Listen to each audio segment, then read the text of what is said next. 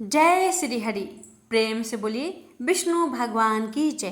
प्यारे भक्तों, आज आप सभी श्रवण करेंगे अनंत चतुर्थी की व्रत कथा। एक बार महाराज युधिष्ठिर ने राजसूय यज्ञ किया। यज्ञ मंडप का निर्माण सुंदर तो था ही, अद्भुत भी था। उसमें स्थल में जल और जल में स्थल की भांति होती थी। यज्ञ मंडप की शोभा निहारते निहारते दुर्योधन एक जगह को स्थल समझकर कुंड में जा गिरा। द्रौपदी ने उसका उपहास उड़ाते हुए कहा कि अंधे की संतान भी अंधी है। यह बात उसके हृदय में बाण की तरह चुभ गई। कुछ दिनों बाद इसका बदला लेने के लिए पांडवों को हस्तिनापुर बुलाकर धूत कीड़ा में छल से परास्त किया। परास्त होकर पांडवों का 12 वर्ष का वनवास भोगना पड़ा। वन में रहते हुए पांडवों को अनेक कष्टों को सहना पड़ा। एक दिन वन में युधिष्ठिर से मिलने भगवान श्री कृष्ण आए। युधिष्ठिर ने उनसे सब वृत्तांत कह सुनाया और उसे दूर करने का उपाय पूछा। तब श्री कृष्ण ने उन्हें भगवान अनंत का व्रत करने की सलाह देकर कहा, इससे तुम्हारा खोया हुआ राज्य फिर प्राप्त हो जाएगा। इसके बाद श्री कृष्ण ने युधिष्ठिर को एक कथा सुनाई। प्राचीन काल में सुमंत नाम के ब्राह्मण के एक सुशीला नाम की कन्या थी। बड़ी होने पर ब्राह्मण ने सुशीला का विवाह कौंडिल्य ऋषि से कर दिया। कौंडिल्य ऋषि सुशीला को लेकर अपने आश्रम को चल दिए। रास्ते में रात हो जाने पर वे नदी तट पर संध्या करने लगे। सुशीला ने वहां पर बहुत सी स्त्रियों को किसी देवता की पूजा करते देखा। सुशीला के पूछने पर उन्होंने विधि पूर्वक अनंत व्रत की महत्ता समझा दी। सुशीला ने वही उस व्रत का अनुष्ठान करके 14 गांठों वाला डोरा हाथ में बांध लिया और अपने पति के पास आ गई। कौंडिल्य ऋषि ने सुशीला के हाथ में बंधे धागे के बारे में पूछा तो उसने सारी बात समझा दी। कौंडिल्य सुशीला की बातों से अप्रसन्न हो गए तथा उसके हाथ में बंधे डोरे को अग्नि में डाल दिया। यह अनंत भगवान का अपमान था। कौंडिल्य ऋषि की सुख संपत्ति नष्ट हो गई। सुशीला ने इसका कारण डोरे की जलने की बात दोहराई। पश्चाताप करते हुए ऋषि भगवान अनंत की खोज में वन में चले गए। जब वे भटकते भटकते निराश होकर गिर पड़े और बेहोश हो गए तो भगवान अनंत दर्शन देकर बोले, हे कौंडिल्य, मेरे अपमान के कारण ही तुम्हारे ऊपर यह मुसीबतों का पहाड़ टूटा है। तुम्हारे पश्चाताप के कारण मैं प्रसन्न हूँ। आश्रम जाकर 14 वर्ष तक विधि विधान पूर्वक अनंत व्रत करो, तुम्हारे सारे कष्ट दूर हो जाएंगे। कौंडिल्य ने वैसा ही किया।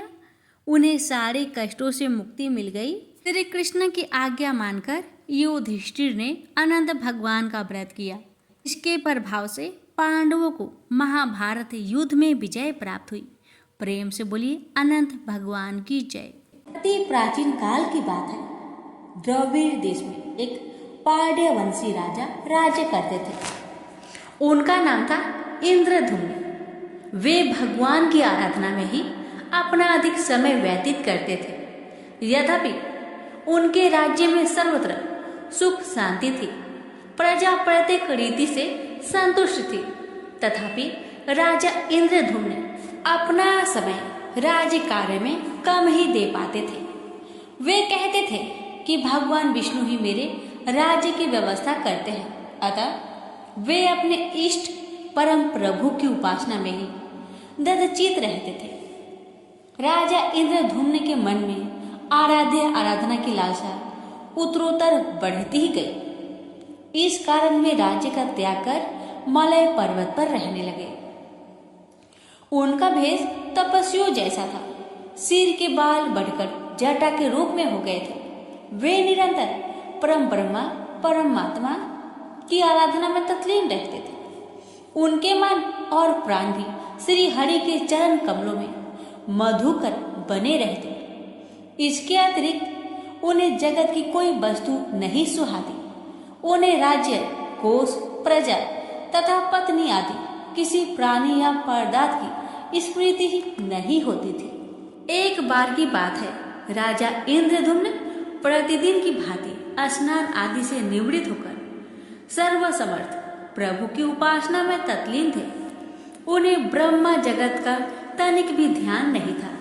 संयोगवश उसी समय महर्षि अगस्त्य अपने समस्त शिष्यों के साथ वहां पहुंच गए, लेकिन न पाद्य, न अर्घ्य और न स्वागत मौन व्रती राजा इंद्रद्युम्न परम प्रभु के ध्यान में निमग्न थे। इससे महर्षि अगस्त्य कुपित हो गए। उन्होंने इंद्रद्युम्न को श्राप दिया, इस राजा ने गुरुजनों से शिक्षा नहीं ग्रहण की है और अभिमान बस परोपकार से निवृत्त होकर मनमानी कर रहा है। ब्राह्मणों का अपमान करने वाला यह राजा हाथी के समान जड़ बुद्धि है, इसलिए इसे घोर अज्ञानमयी हाथी की योनि प्राप्त हो। महर्षि अगस्त्य भगवत दंभ इंद्रद्युम्न को यह श्राप देकर चले गए। राजा इंद्रद्युम्न ने इसे श्री भगवान का मंगलमय विधान समझकर प्रभु के चरणों में सिर रख दिया। क्षीरवीद में 10 सहस्त्र योजन लंबा, चौड़ा और ऊंचा त्रिकूट नामक एक पर्वत था। वहां पर वैद्य अत्यंत सुंदर एवं श्रेष्ठ था। उस पर्वतराज त्रिकूट की तराई में ऋतुमान नामक भगवान वरुण का कीड़ा कानन था। उसके चारों ओर दिव्य वृक्ष सुशोभित थे। वे वृक्ष सदा पुष्पों और फूलों से लदे रहते थे। उसी कीड़ा कानन ऋतुमान के समीप पर्वत श्रेष्ठ त्रिकूट के गहन वन में हथिनियों के साथ एक अत्यंत शक्तिशाली और अमित पराक्रमी गजेंद्र रहता था। एक बार की बात है, गजेंद्र अपने साथियों सहित तृष्णाधिक्य से व्याकुल हो गया। वह कमल की गंध से सुगंधित वायु को सुनकर चिताक्षर विशाल सरोवर के तट पर जा पहुंचा। गजेंद्र ने उस सरोवर के निर्मल, शीतल और मीठे जल में प्रवेश किया। पहले तो उसने जल पीकर अपनी तृष्णा बुझाई, फिर जल में स्नान कर अपना श्रम दूर किया। तत्पश्चात उसने जल क्रीड़ा आरंभ कर दी। वह अपनी सूर में जल भरकर उसकी फुहारे से हाथनियों को स्नान कराने लगा। तभी अचानक गजेंद्र ने सूर उठाकर चित्कार की। पता नहीं किधर से एक मगर ने आकर उसका पैर पकड़ लिया था। गजेंद्र ने अपना पैर छुड़ाने के लिए पूरी शक्ति लगाई, परंतु उसका बस नहीं चला, पैर नहीं छूटा। अपने स्वामी गजेंद्र को ग्रहग्रस्त देखकर हथिनियां, कला और अन्य गज अत्यंत व्याकुल हो गए। वे सूर उठाकर चिघाड़ने और गजेंद्र को बचाने के लिए सरोवर के भीतर बाहर दौड़ने लगे। उन्होंने पूरी चेष्टा की, लेकिन सफल नहीं हुए। वस्तुतः महर्षि अगस्त्य के श्राप से राजा इंद्रद्युम्न ही गजेंद्र हो गए थे और गंधर्व श्रेष्ठ हुहु महर्षि देवल के श्राप से ग्राह हो गए थे। वे भी अत्यंत पराक्रमी थे। संघर्ष चलता रहा। गजेंद्र स्वयं को बाहर खींचता और ग्राह गजेंद्र को भीतर खींच ले जाता। सरोवर का निर्मल जल कंदला हो गया था।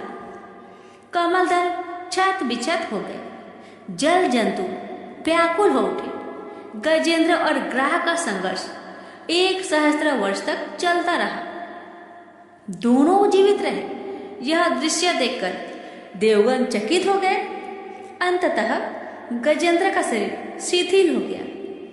उसके शरीर में शक्ति और मन में उत्साह नहीं रहा, परंतु जलचर होने के कारण ग्राह की शक्ति में कोई कमी नहीं आई। उसकी शक्ति बढ़ गई। वह नवीन उत्साह से अधिक शक्ति लगाकर गजेंद्र को खींचने लगा। असमर्थ गजेंद्र के प्राण संकट में पड़ गए। उसकी शक्ति और पराक्रम का अहंकार चूर चूर हो गया। वह पूर्णतया निराश हो गया, किंतु पूर्व जन्म के निरंतर भागवत आराधना के फलस्वरूप उसे भागवत स्मृति हो आई।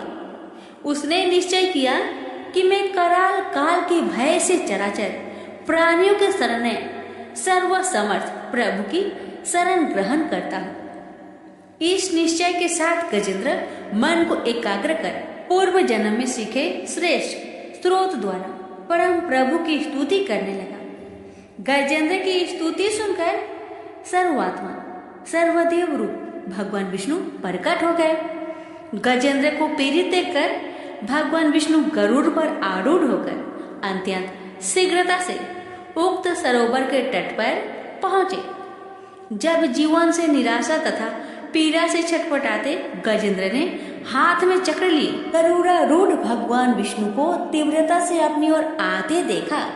उसने कमल का एक सुंदर पुष्प अपनी सूर में लेकर ऊपर उठाया और बड़े कष्ट से उसने कहा, नारायण जगत गुरु भगवान, आपको नमस्कार है। गजेंद्र को अत्यंत पीड़ित देखकर भगवान विष्णु गरुड़ की पीठ से कूद पड़े और गजेंद्र के साथ ग्राह को भी सरोवर से बाहर खींच लाए और तुरंत अपने तीक्ष्ण चक्र से ग्राह का मुख फाड़कर गजेंद्र को मुक्त कर दिया।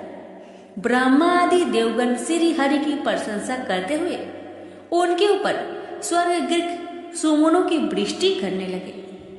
सिद्ध और ऋषि महर्षि परम ब्रह्मा भगवान विष्णु का गुणगान करने लगे।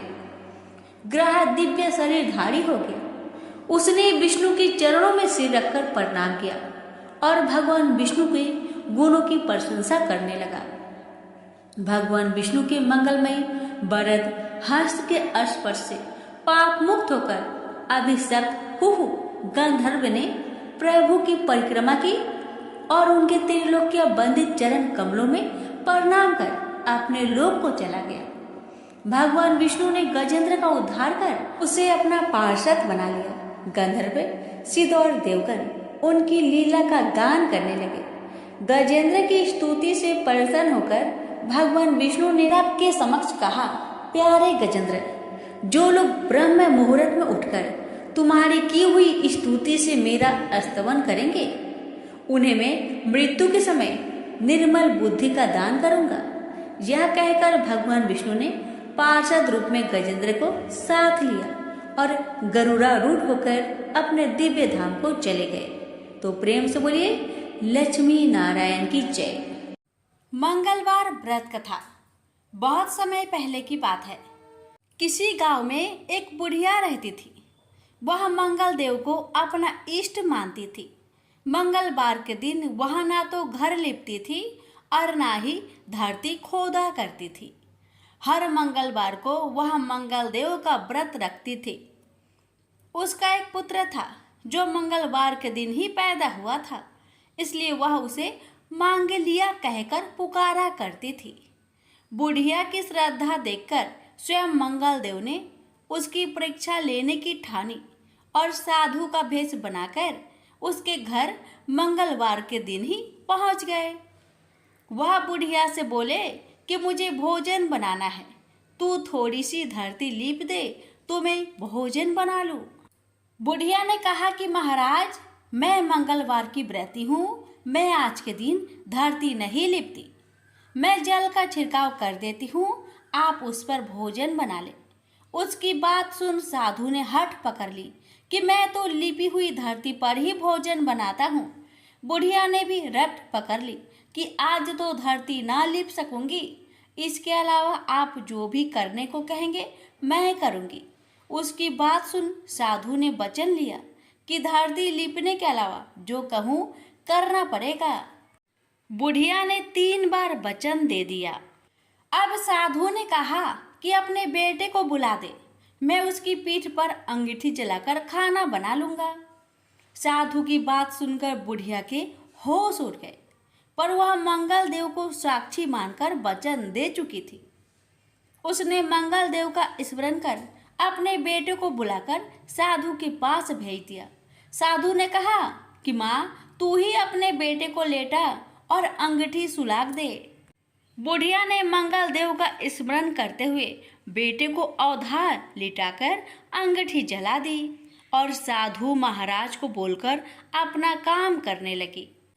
जब साधु महाराज का खाना बन गया तब उन्होंने बुढ़िया को आवाज दी और कहा कि अपने बेटे को बुला दे, वो भी भोग ले लेगा। बुढ़िया ने हैरान होकर कहा कि महाराज, अभी तो आपने उसकी पीठ पर खाना बनाया है, अब वह कहाँ से आएगा? आप कृपया भोजन ग्रहण करें और जहाँ जाना हो जाए, मुझे और दुखी ना करे। साधु ने हठ पकड़ ली कि अपने बेटे को आवाज दे। साधु की बात सुन बुढ़िया ने जैसे ही कहा, मांग लिया, ओ मांग लिया, उसका बेटा दौड़ता हुआ आ गया। बेटे को देखकर बुढ़िया चकित रह गई। तब साधु महाराज ने कहा, माँ, तेरा व्रत सफल हो गया। तेरी अपने इष्ट देव में अटल श्रद्धा है, इसलिए आज के बाद वे हर तरह से तेरी रक्षा करेंगे। तुझे कभी भी कोई कष्ट ना होगा। मंगलवार का व्रत सभी प्रकार के सुख प्राप्त करने, रक्त विकार दूर करने, राज्य सम्मान पाने और पुत्र प्राप्ति के लिए किया जाता है। इस व्रत को रखने से मनुष्य के समस्त पाप नष्ट हो जाते हैं। यह व्रत 21 सप्ताह तक किया जाना चाहिए। व्रत के दौरान गेहूं और गुड़ से बने आहार ही ग्रहण किए जाने चाहिए। भोजन दिन या रात में केवल एक बार ही किया जाना चाहिए। इस व्रत के अंत में हनुमान जी की पूजा करनी चाहिए।